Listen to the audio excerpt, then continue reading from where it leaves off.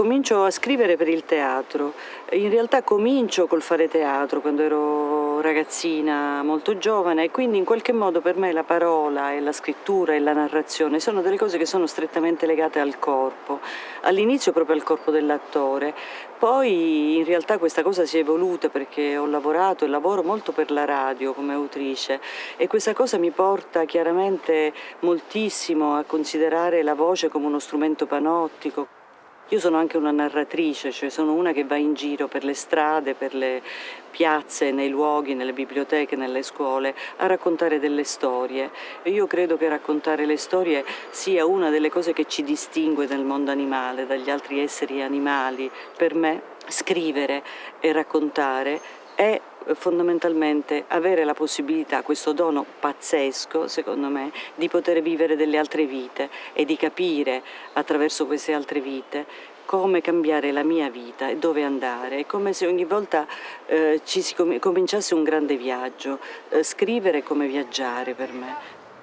Un libro che è stato molto fortunato è la storia di Franca Viola, la ragazza che disse no, e il libro si chiama Niente ci fu, dell'edizione La Meridiana, ed è la storia appunto di questa donna che vive ad Alcamo e che fu una delle prime donne a dire no al matrimonio riparatore. Mi interessava raccontare questa storia perché raccontava le donne siciliane, chiaramente.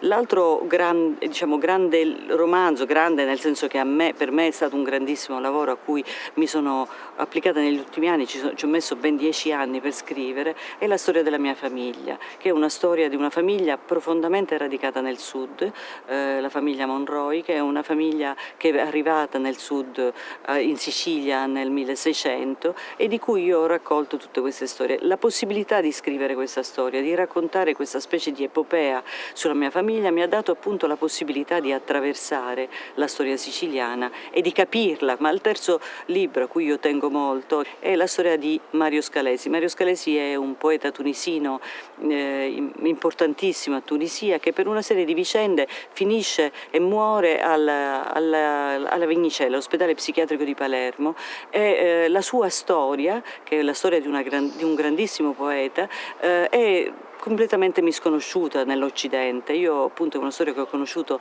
a Tunisi e su cui ho lavorato. Alla fine, dopo molti anni di ricerca, sono riuscita a pubblicare questo libro che si chiama Ragazzo di razza incerta. Ragazzi di razza incerta era un modo di dire nei primi del Novecento per bollare una forma di razzismo gravissima che veniva accompagnata e che lui in qualche modo con la sua grande arte era riuscito a sconfiggere. Il corpo di quest'uomo è sepolto in una fossa comune alla Vignicella. Il mio sogno è di riuscire a mettere una lapide.